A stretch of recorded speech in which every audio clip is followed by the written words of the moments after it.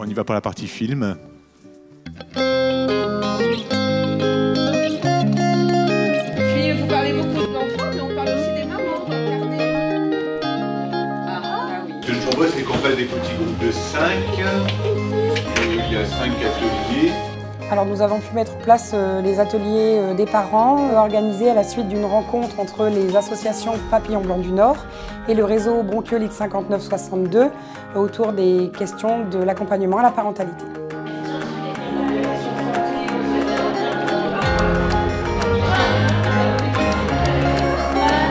Vous voulez vous raccrocher au groupe où il n'y a pas de problème ? Alors on a accompagné des familles autour d'un parcours qui se focalisait sur la santé en général comme une notion globale, qui ne se centrait pas uniquement sur la maladie mais bien sûr aussi sur la notion de bien-être et la posture des parents.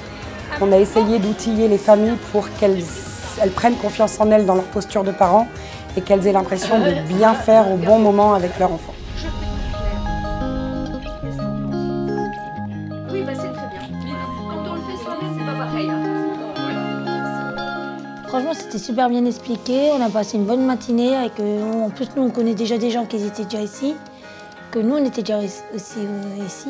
Alors, c'était agréable. Nathanaël, Loralie, Elisabeth. C'était des personnes qui nous ont accompagnés aussi pour Noah.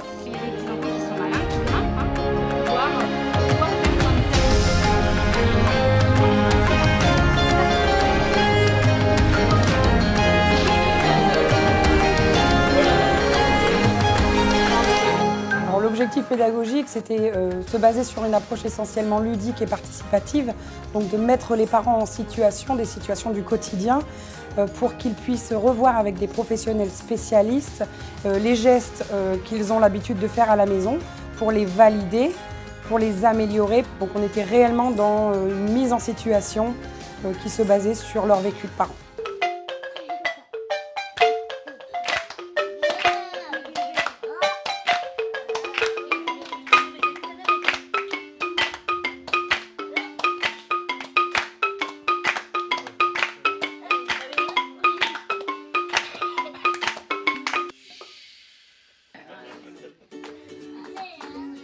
Ça fait pas si longtemps on a eu bébé et c'est notre première, on a voulu avoir un coup de main pour mieux améliorer notre rôle de parent. Avec tous les coups de main qu'on a, au moins on s'améliore et on peut évoluer en tant que parent.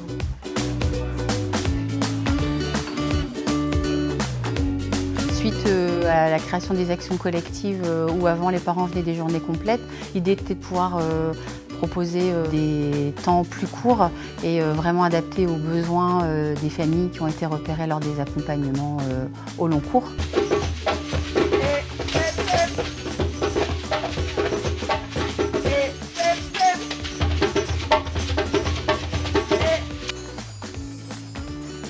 On amène les parents à jouer avec leurs enfants d'une manière ludique, avec un aspect pédagogique derrière. Et ce qui permet aussi aux parents de voir que les limites de leur enfant ne sont peut-être pas les mêmes que leurs propres limites. Donc ils sont souvent surpris que l'enfant est capable d'aller beaucoup plus loin que ce qu'eux n'espéraient.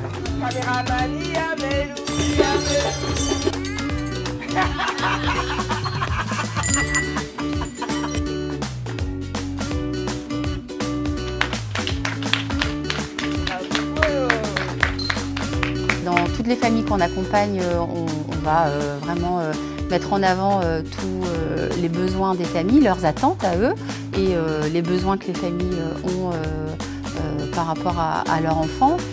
L'idée, c'est de vraiment passer un moment agréable avec son enfant.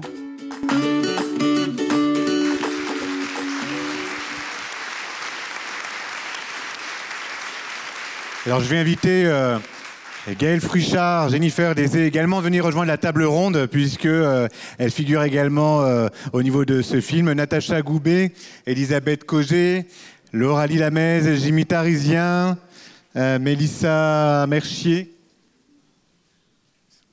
Allez-y, installez-vous. On va se serrer. Installez-vous.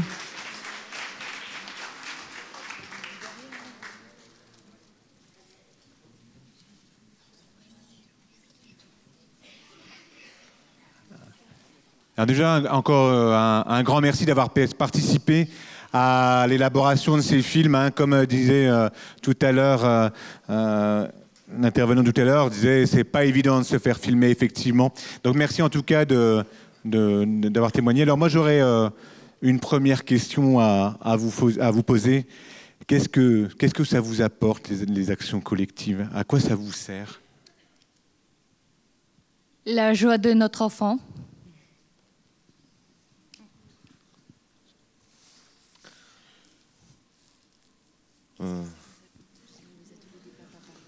L'atelier des papas, l'atelier des papas, c'est tout qui est collectif pour les enfants. Bah déjà de le voir grandir, ça nous porte de la joie.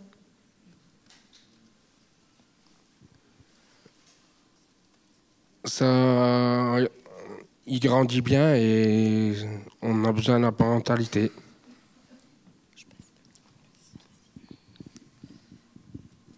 Le voir grandir, c'est important. Donc là, apparemment, ce que j'entends, c'est que ça vous amène des choses, d'accord. Est-ce qu'on peut aussi venir questionner les professionnels aussi, finalement, sur ce qu'ils pensent que ça peut vous apporter, et je vous inviterai à confirmer ou pas. Ça vous va? Ah, et là, on se regarde dans les yeux pour savoir qui va commencer. Vous le sentez peut-être pas, mais il y a une sorte de stress là dans les yeux, je le sens. Alors, je vais répéter la question. Pourquoi les actions collectives? À quoi ça sert? Bonjour à tous. Alors, ce qu'on pourrait mettre en avant, et puis Jimmy et Mélissa confirmeront ou pas, du coup, c'est que les actions collectives qu'on met en place sont vraiment toutes liées en lien avec les principaux besoins et demandes qu'on peut repérer chez les familles qu'on est amené à accompagner dans le cadre du service. On va faire en sorte de vraiment proposer des actions liées aux demandes, que ce soit en termes de actions collectives liées au jeu, liées à des éveils sensoriels, des ateliers qui permettent aussi des temps de groupe de parole pour que les parents puissent échanger entre eux. Enfin voilà, l'objectif de nos actions, c'est vraiment de pouvoir permettre un maximum d'ateliers où les parents pourront se retrouver les uns avec les autres, pouvoir échanger, pouvoir mettre en avant leurs difficultés éventuelles, parce que forcément, en tant que parent, c'est pas tous les jours facile. Et voilà, on a besoin de pouvoir échanger, d'être confronté aussi aux difficultés des autres parents. Et puis, ça permet aussi des temps où les enfants peuvent se regrouper, peuvent être ensemble. Et c'est toujours un autre point de vue de voir les enfants des autres dans un espace. Et puis, voilà, je pense que c'est vraiment des ateliers riches. Jimmy et Mélissa pourront en témoigner davantage. Alors, c'est vrai que nous, au CEP de Roubaix-Tourcoing, on a la chance d'avoir de très beaux locaux. On a la chance d'avoir une journée entière dédiée aux actions collectives. Donc, nos familles peuvent bénéficier d'un panel très large. Voilà, tous les lundis matins, il y a un atelier qui est mis en place, que ce soit du jeu, Afro-Can. Là, on va mettre des ateliers de relaxation pour les mamans. On fait du bébé massage, du groupe de parole. Enfin, voilà, des ateliers pratiques pour les futures mamans. Donc, on a cette chance-là et on nous permet d'avoir aussi des intervenants extérieurs qui sont vraiment des outils et des points d'appui sur lesquels aussi les familles peuvent se référer, poser leurs questions, et pas nous que nous les professionnels. Donc c'est vrai que et de pouvoir après aller tester tout ça sur l'extérieur, dans les PMI, à la ludothèque. Enfin voilà, c'est vraiment on a cette chance-là, donc faut aussi pouvoir l'appuyer. Voilà. Je passe à ma voisine. Alors nous avons eu la chance d'intervenir sur des ateliers de soutien à la parentalité en lien avec la santé de l'enfant et notamment l'accompagnement des familles sur la bonne posture quand on est parent et puis qu'on veut aider notre enfant à passer l'hiver en bonne santé.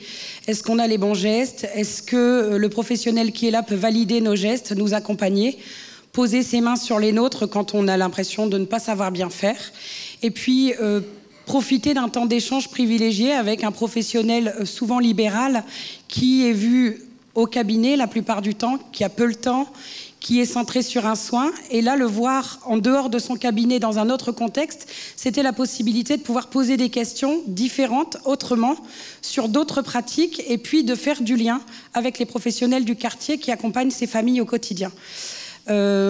Je ne sais pas, avec le recul, ce que nous avons vraiment apporté à tous ces parents, mais en tout cas, le retour est positif, puisque ces parents qui sont présents aujourd'hui étaient contents de nous revoir sur les ateliers, sont venus nous voir, nous embrasser, nous remercier 6 mois après notre intervention, et sont venus même revalider certains gestes parce qu'ils avaient l'impression d'avoir beaucoup appris. En tout cas, sachez qu'on a autant appris que vous lors de ces ateliers, et qu'on a appris à regarder la santé et la prévention autrement. C'est-à-dire qu'on n'a pas appris à faire savoir, on n'a pas appris à faire être comme il faudrait que ce soit dans les livres.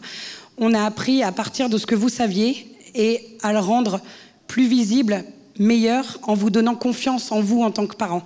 Et ça, en tant que professionnel, pour nous, c'était la véritable valeur ajoutée de notre expérience sur la santé, et on espère qu'on pourra revenir sur d'autres thématiques parce que c'était très, très enrichissant.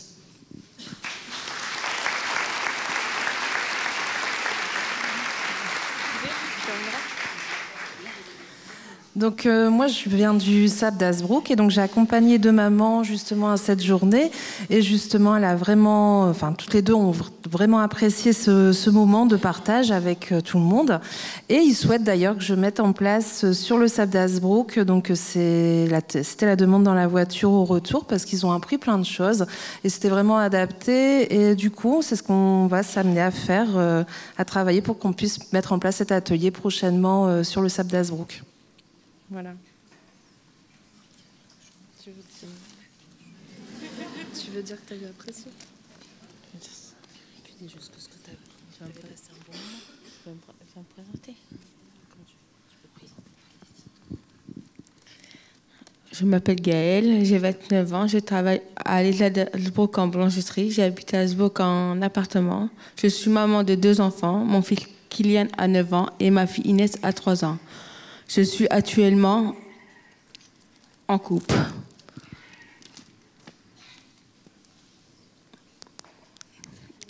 Jennifer m'a proposé avec une autre maman de participer à cette journée à Roubaix. C'était bien. Il y avait plusieurs ateliers. J'ai bien aimé le moment avec la kiné. Elle a montré pour le mouche-nez. C'est pas évident. Elle m'apprenait des choses. Moi, Inès a fait du kiné pendant longtemps. Il avait pour laver les dents j'ai à la maison, c'était bien aussi. Il expliquant, par exemple, les casseroles pour bien mettre le manche. Du coup, en revenant dans la voiture, j'ai demandé à Jennifer de le faire sur Hazebrouck. Ça intéresserait plein de parents, surtout pour les petits bébés.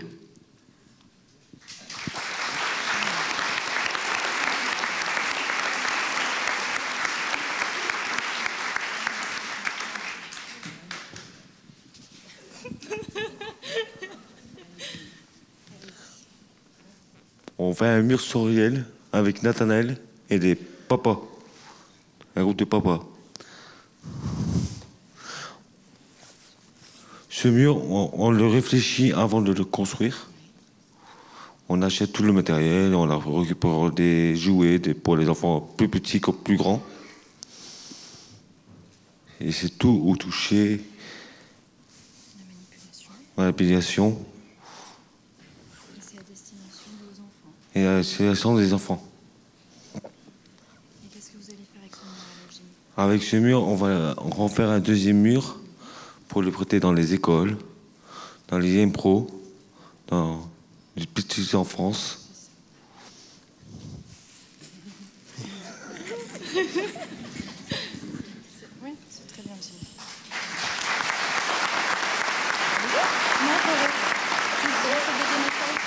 Un petit mot sur le bébé massage. C'était super tout à l'heure. À propos du bébé massage. Quand mon fils y était petit, on a fait bébé massage. Mais maintenant, on n'en fait plus parce que chez nous, on en fait.